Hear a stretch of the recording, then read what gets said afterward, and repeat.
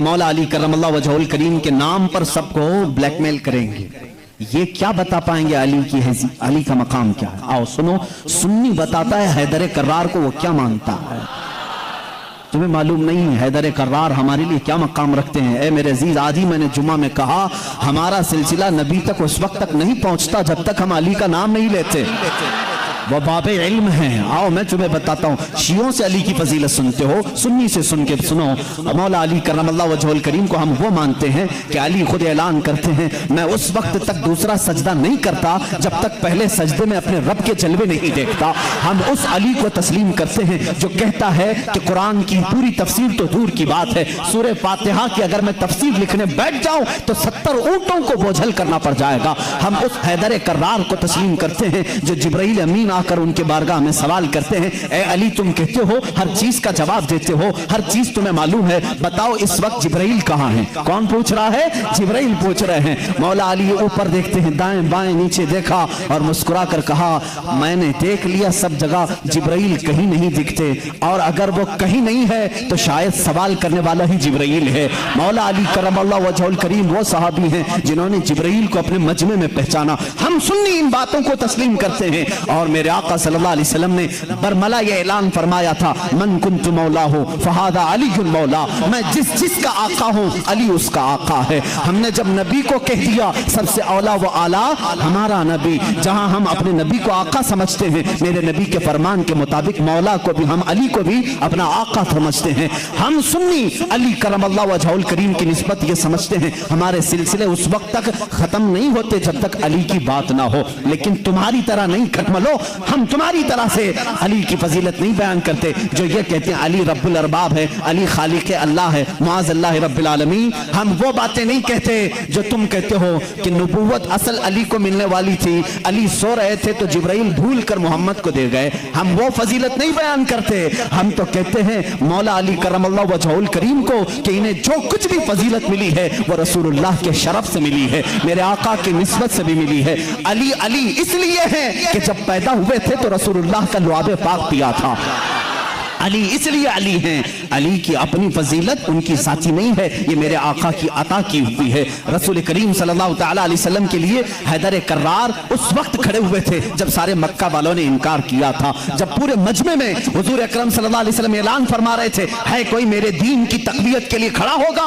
मजमे में बड़े बड़े लोग थे, लेकिन 9 साल की उम्र में अली मुर्तदा खड़े होते हैं, कहते हैं ए मोहम्मद सल्लल्लाहु अलैहि वसल्लम मैं मानता हूं आप अल्लाह के रसूल हैं। ये पहला मुसलमान था जो पूरे मक्का में बरमला कहता है ऐ नबी जो तुम आए हो दीन लेकर के वो सच्चा दीन है। मेरे नबी ने ये नहीं कहा 9 साल का बच्चा इतने बड़े दीन की कहां लेकर ये जिम्मेदारी चलेगा, नहीं, मेरे आका ने उसी दिन दुआ के लिए हाथ उठाया, ऐ मौला इस 9 साल बच्चे की टांगों में कुव्वत अता कर दे। उस कुव्वत का आलम यह है, अल्लाह अल्लाह खैबर की जंग में चलो, हैदर कर्रार की शुजाअत देखो।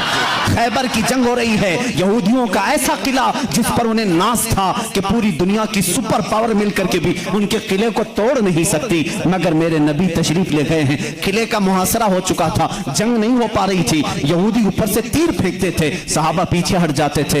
एक रात मेरे आका सल्लल्लाहु अलैहि वसल्लम सहाबा की इस पसपाई को देख करके ऐलान करते हैं, ए सहाबा आज सो जाओ, आज सो जाओ, कल सुबह होने दो, मैं ये झंडा उसके हाथ में दूंगा जिसको अल्लाह भी पसंद करता है, उसका नबी भी पसंद करता है।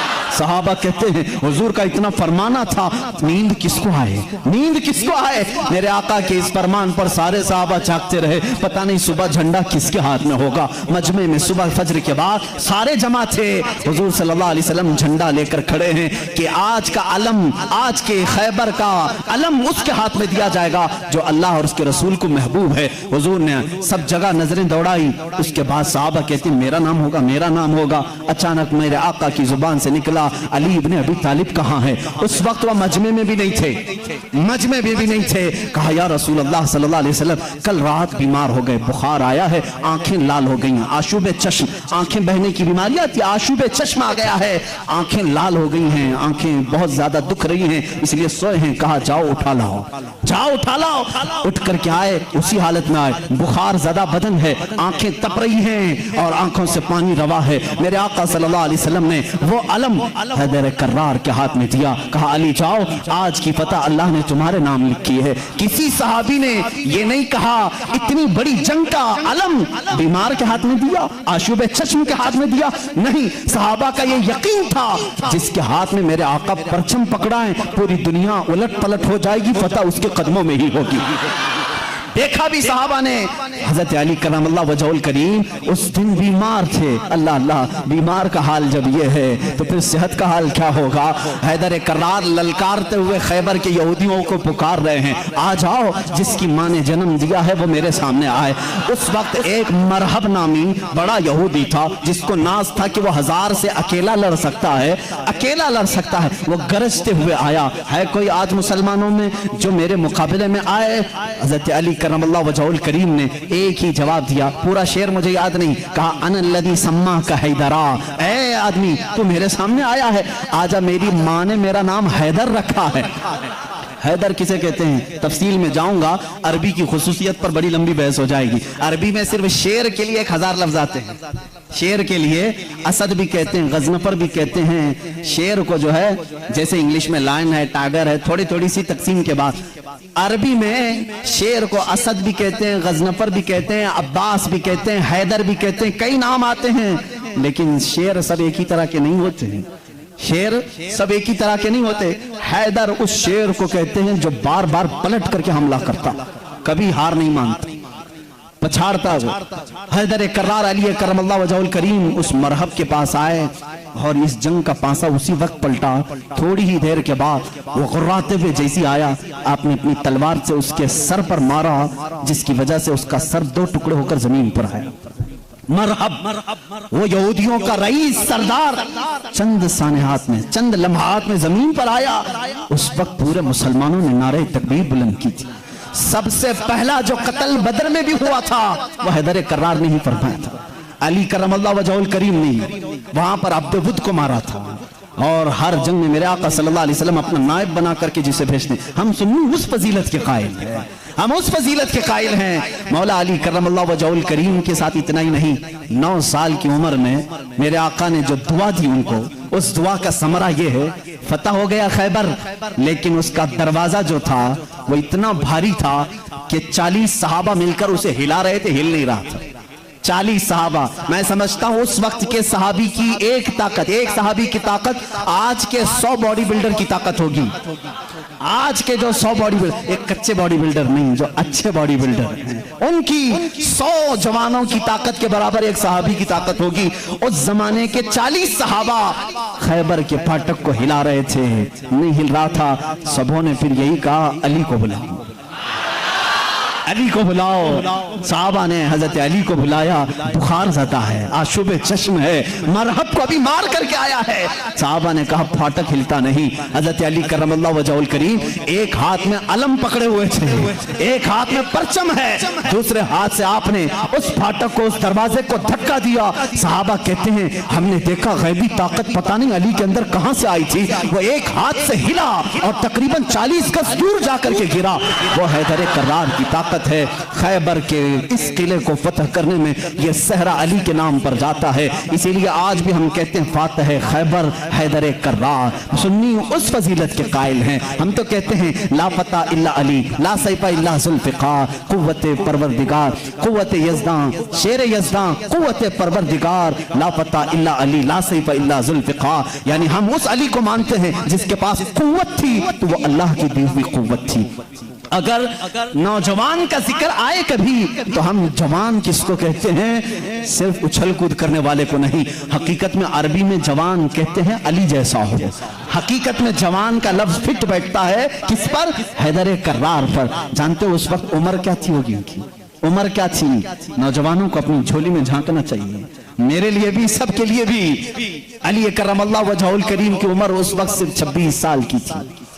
हैदर कर्रार का वो मकाम देखो जहां कुव्वत और ताकत इस मकाम को पहुंची हुई है। नौजवानों, कभी उस अली से पूछा आपने ये ताकत आई कहां से, आपको ये कुव्वत कैसे आई? ये वो नहीं है जो जिम में बनाई हुई बॉडी थी, वो अली इब्ने तालिब काजू बादाम और महंगी ग़िज़ाएं खा करके बनाई हुई जिस्म के मालिक नहीं थे। अली तो वो थे जो दिन भर बागीचे में काम करते थे और शाम को 2 दिरहम तनख्वाह लाते थे, 2 दिरहम तनख्वाह लाते थे।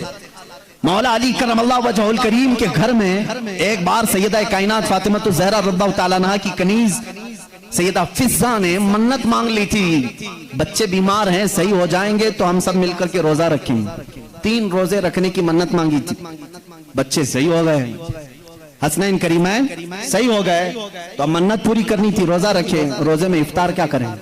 हजरत अली रज़ियल्लाहु ताला अन्हु आटा लेकर के आए, 5 रोटियां बनी। कितनी? 5। घर में भी 5 ही लोग थे, हजरत अली, हजरत फातिमा, हसनैन करीमैन और फिज़्ज़ा कनीज। 5 रोटियां बनी, लेकिन इफ्तारी के लिए बैठे थे। उसी वक्त एक बाहर से किसी फकीर ने आवाज दी, मिस्कीन हूं, मुझे कोई खिला दे। सैयदा कायनात ने 5 रोटियां झोली में डाल दी, पानी पी करके इफ्तार किया, पानी पी करके इफ्तार किया। मन्नत का और भी एक रोजा था, 2 रोजे और थे, दूसरे दिन रोजा रखे। रोजे के आलम में हजरत अली रज़ियल्लाहु ताला अन्हु फिर काम के लिए चले गए बागीचे में, 2 दिरहम लेकर के फिर आटा लेकर के आए। आज दफ्तरखान पर दूसरे दिन का रोजा क्या होता होगा? यहाँ पहले दिन के रोजे में चक्कर आते हैं, दूसरे दिन के रोजे पर दस्तरखान पे फिर 5 ही रोटियां थी। एक यतीम बच्चा आकर खड़ा हो गया, कहा अहले बैत का घराना है, कोई मुझे खिला सकता है? सैयदा कायनात ने पूरी 5 रोटियां दी थी, एक दे देते, 4 रख लेते, पूरी दे दी, पानी पी करके रोजा रखे। तीसरा भी रोजा था, तीसरे दिन भी काम करने के लिए, तीसरे दिन भी आए और फिर 5 रोटियां बनी। आज इफ्तार के लिए बैठे थे तो जेल से छूटा हुआ एक कैदी आ गया। पहले दिन मिस्कीन आया, दूसरे दिन यतीम आया, तीसरे दिन एक कैदी आया, कहा बड़े दिन हो गए अच्छा खाना खा करके, मैं कहीं और क्यों जाऊं, मैंने सोचा अली के घर जाऊं, यहां से कुछ तो मिल ही जाएगा। 5 रोटियां फिर उठा के दे दी। 3 दिन रोजा भी और इफ्तार भी नहीं। क्या हालत होगी? हैदर कर्रार की ताकत को तुम महसूस नहीं कर सकते। सेम वही चीज जो उस्मान गनी की दौलत नहीं समझ सकते, इसी तरह हैदर कर्रार की ताकत भी समझ में नहीं आएगी। उनका कैलकुलेशन नहीं हो पाएगा माल का, और इनको तोलने वाला कोई वजन नहीं हो सकेगा।